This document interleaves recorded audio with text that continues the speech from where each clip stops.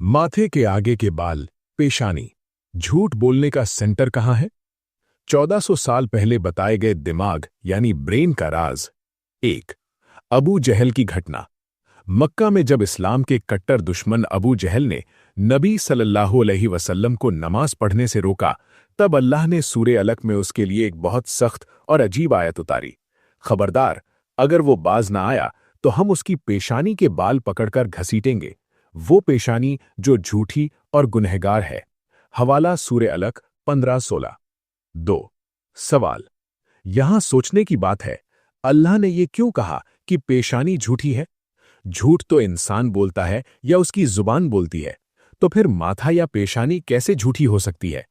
सदियों तक लोग समझते रहे कि शायद ये सिर्फ एक मुहावरा यानी इडियम है, लेकिन आज साइंस ने इस शब्द का एक अलग पहलू सामने रखा है।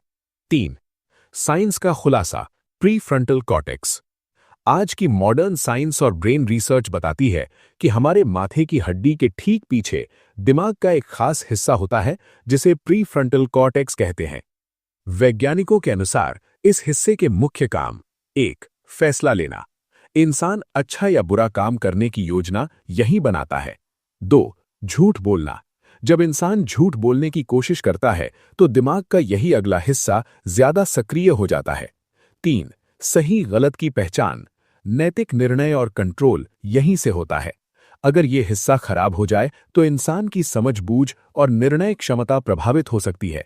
हवाला essentials of anatomy and physiology, Seeley and Stephens. 4, Quran की सच्चाई पर चिंतन। कुछ वैज्ञानिकों जैसे प्रोफेसर कीथ मूर ने भी माना कि दिमाग के इस हिस्से के कार्यों को आधुनिक दौर में विस्तार से समझा गया।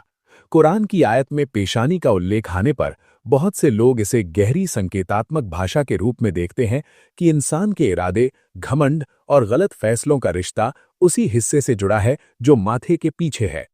5, नसीहत। इसी वजह से नमाज में सजदे को बहुत अहमियत दी जाती है।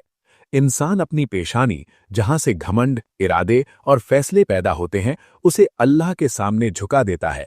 ये एक प्रतीक है कि इंसान अपने दिमाग, अहंकार और इच्छाओं को अल्लाह के हुक्म के अधीन कर देता है।